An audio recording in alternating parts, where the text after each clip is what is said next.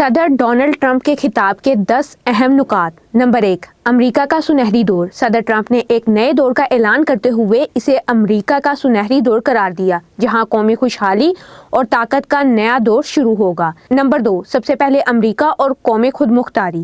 صدر ٹرمپ نے قومی خود مختاری اور سب سے پہلے امریکہ کی پالیسی کو دوبارہ اجاگر کیا، جہاں ملکی مفادات کو اولین ترجیح دی جائے گی۔ نمبر 3، جنوبی سرحد کی حفاظت۔ نئے امریکی صدر نے جنوبی سرحد پر قومی ایمرجنسی کا اعلان کیا اور سرحدی تحفظ کو بہتر بنانے اور امیگریشن مسائل حل کرنے کے لیے فوری اقدامات کا وعدہ کیا۔ نمبر 4، معاشی منصوبے۔ صدر ٹرمپ نے معاشی میدان میں کئی وعدے کیے، جن میں انہوں نے مہنگائی پر قابو پانے اور معیشت کو مستحکم کرنے کا وعدہ بھی کیا۔ نئے صدر نے امریکی صنعت اور مینوفیکچرنگ کو دوبارہ مضبوط کرنے کی بھی بات کی۔ نمبر 5، توانائی کی پالیسیاں۔ صدر ٹرمپ نے تیل اور گیس کی پیداوار میں اضافے کے لیے توانائی کے شعبے میں قومی ایمرجنسی کا اعلان کیا۔ نمبر 6، حکومتی اصلاحات۔ صدر ٹرمپ نے حکومت میں بدعنوانی کو ختم کرنے کا وعدہ کیا۔ انہوں نے حکومتی عمل کو بہتر بنانے کے لیے ڈپارٹمنٹ آف گورنمنٹ ایفیشنسی کے قیام کی بھی تجویز دی۔ نمبر 7، سماجی پالیسیاں۔ نومنتخب امریکی صدر نے آزادی اظہار کے حقوق کو محفوظ بنانے کی بات کی، مگر انہوں نے ایک ایگزیکٹو آرڈر پر دستخط بھی کیے جس میں صرف 2 جنسوں کو تسلیم کرنے کی پالیسی اپنائی گئی، یعنی مرد اور عورت۔ صدر ٹرمپ نے عہدہ سنبھالنے کے فوری بعد اپنے پہلے دن 6 جنوری کے مظاہرین کو معاف کرنے سمیت کئی ایگزیکٹو آرڈرز پر دستخط کیے۔ نمبر 9، بین الاقوامی تعلقات اور علاقائی تبدیلیاں۔ صدر ٹرمپ نے خلیج میکسیکو کا نام گلف آف امریکہ رکھنے کا اعلان کیا۔ انہوں نے پاناما کینال کو دوبارہ امریکی کنٹرول میں لانے کی خواہش کا اظہار کیا۔ نمبر 10، خلائی تحقیق۔ ٹرمپ نے مریخ پر انسان بھیجنے کے منصوبے کی حمایت کرتے ہوئے امریکہ کی خلائی تحقیق میں قیادت کی اہمیت پر زور دیا۔ حلف برداری کے بعد صدر ٹرمپ نے اوول آفس میں متعدد ایگزیکٹو آرڈرز پر دستخط کیے، جن میں سے کچھ یہ ہیں۔ معافی۔ ڈونلڈ ٹرمپ نے 6 جنوری 2021 کو امریکی کیپٹل پر دھاوا بولنے والے تقریباً 1500 افراد کو معاف کر دیا، جو ان لوگوں کی حمایت میں نکلے تھے جنہوں نے قانون سازوں کو 2020 کے انتخابات میں ان کی شکست کی تصدیق کرنے سے روکنے کی کوشش کرتے ہوئے پولیس پر حملہ کیا تھا۔ ٹرمپ نے کہا کہ ہم امید کرتے ہیں کہ وہ آج رات باہر آئیں گے، ہم اس کی توقع کر رہے ہیں۔ ٹرمپ نے امریکہ اور میکسیکو کی سرحد پر غیر قانونی امیگریشن کو قومی ایمرجنسی قرار دینے، جرائم پیشہ گروہوں کو دہشت گرد تنظیمیں قرار دینے اور ملک میں غیر قانونی طور پر مقیم تارکین وطن کے امریکی نژاد بچوں کے خودکار شہریت کو ختم کرنے کے حکم ناموں پر بھی دستخط کیے۔ ایک عہدیدار نے بتایا کہ امریکی پناہ گزینوں کی دوبارہ آباد کاری سے متعلق ٹرمپ کے حکم نامے میں اس پروگرام کو کم از کم 4 ماہ کے لیے معطل کر دیا جائے گا اور سیکیورٹی کا جائزہ لینے کا حکم دیا جائے گا تاکہ یہ دیکھا جا سکے کہ آیا بعض ممالک کے مسافروں پر سفری پابندی عائد کی جانی چاہیے یا نہیں۔ حکم نامے میں کہا گیا ہے کہ امریکہ میں بڑی تعداد میں تارکین وطن کو جذب کرنے کی صلاحیت نہیں ہے۔ بائیڈن کے اقدامات کو ختم کرنا۔ سپورٹس ارینا میں ریلی کے دوران ٹرمپ نے پچھلی انتظامیہ کے 78 ایگزیکٹو اقدامات منسوخ کرنے کا اعلان کیا تھا۔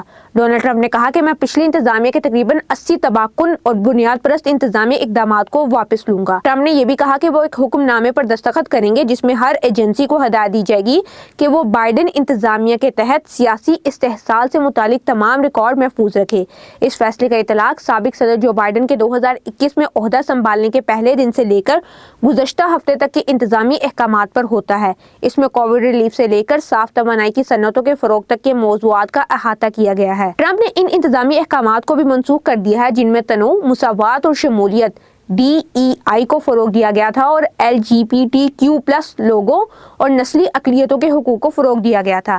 بائیڈن کی جانب سے دستخط کیے گئے 78 ایگزیکٹو آرڈرز میں کم از کم 1 درجن ایسے اقدامات شامل ہیں جن میں نسلی مساوات کی حمایت اور ہم جنس پرستوں اور خواجہ سراہوں کے خلاف امتیازی سلوک کا مقابلہ کرنا بھی شامل تھا۔ نئے امریکی صدر نے مقبول مختصر ویڈیو ایپ ٹک ٹاک پر پابندی کو 75 دن کے لیے مؤخر کرنے کے حکم نامے پر دستخط کیے، جو 19 جنوری 2025 کو بند ہونے والی تھی۔ حکم نامے میں اٹارنی جنرل کو ہدایت کی گئی ہے کہ وہ ٹک ٹاک سے متعلق قانون پر عمل درآمد نہ کریں تاکہ میری انتظامیہ کو ٹک ٹاک کے حوالے سے مناسب لائحہ عمل طے کرنے کا موقع مل سکے۔ ٹرمپ نے سرکاری بھرتیوں اور نئے وفاقی قواعد و ضوابط کو منجمد کرنے کے احکام پر دستخط کیے، ساتھ ہی ایک حکم نامے پر دستخط کیے جس میں وفاقی ملازمین کو فوری طور پر کل وقتی ذاتی طور پر کام پر واپس جانے کی ضرورت ہے۔ ٹرمپ نے کہا کہ میں فوری طور پر ریگولیشن فریز کا نفاذ کروں گا جو بائیڈن بیوروکریٹس کو ریگولیٹ کرنے سے روک دے گا۔ ہم عارضی بھرتیوں کو منجمد بھی کریں گے تاکہ اس بات کو یقینی بنایا جا سکے کہ ہم صرف اہل افراد کو بھرتی کر رہے ہیں جو امریکی عوام کے وفادار ہیں۔ اس اقدام سے وائٹ کالر سرکاری ملازمین کی ایک بڑی تعداد ریموٹ ورکنگ انتظامات سے دستبردار ہونے پر مجبور ہو جائے گی، جس سے کووڈ-19 وبائی امراض کے ابتدائی مراحل میں شروع ہونے والے رجحان کو پلٹ دیا جائے گا۔ ڈونلڈ ٹرمپ نے تمام ایگزیکٹو محکموں اور ایجنسیوں کو حکم دیا کہ وہ امریکی عوام کو ہنگامی قیمتوں میں ریلیف فراہم کریں اور امریکی کارکنوں کی خوشحالی میں اضافہ کریں۔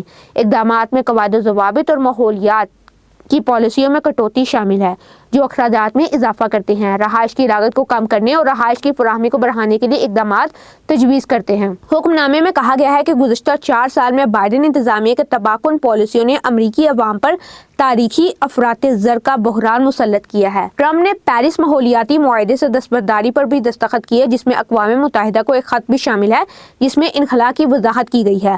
حکم نامے میں کہا گیا ہے کہ میری انتظامیہ کی یہ پالیسی ہے کہ امریکہ اور امریکی عوام کے مفادات کو اولین ترجیح دی جائے۔ انہوں نے بائیڈن کی جانب سے 2023 کے اس میمو کو منسوخ کر دیا جس میں آرکٹک میں تقریباً 16 ملین ایکڑ رقبے پر تیل کی کھدائی پر پابندی عائد کی گئی تھی، جس میں کہا گیا تھا کہ حکومت کو وفاقی زمینوں اور پانیوں میں توانائی کی تلاش اور پیداوار کی حوصلہ افزائی کرنی چاہیے اور الیکٹرک وہیکل مینڈیٹ کو ختم کرنا چاہیے۔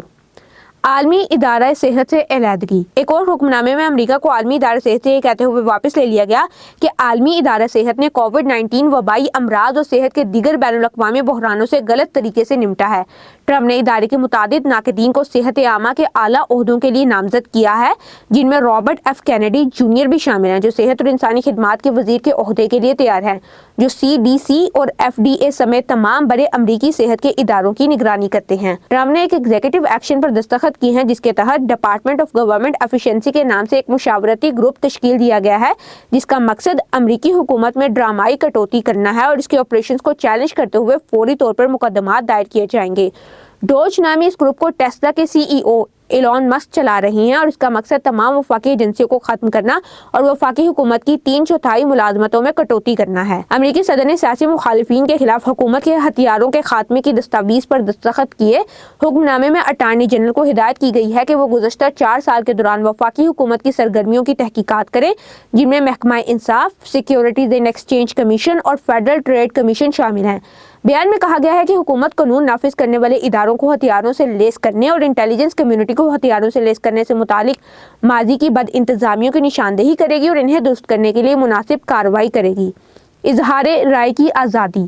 نئے صدر نے ایک ایگزیکٹو آرڈر پر دستخط کیے جس کے بارے میں ان کا کہنا تھا کہ اس کا مقصد اظہار رائے کی آزادی کو بحال کرنا اور وفاقی سینسرشپ کو ختم کرنا ہے۔ وائٹ ہاؤس کی جانب سے جاری بیان میں کہا گیا ہے کہ مس انفارمیشن اور ڈس انفارمیشن کا مقابلہ کرنے کی آڑ میں وفاقی حکومت نے امریکی شہریوں کے آئینی طور پر محفوظ اظہار رائے کے حقوق کی خلاف ورزی کی ہے۔ ٹرمپ نے قومی توانائی ایمرجنسی کا اعلان کرتے ہوئے تیل کے اسٹریٹجک ذخائر کو بھرنے اور امریکی توانائی کو پوری دنیا میں برآمد کرنے کا وعدہ کیا۔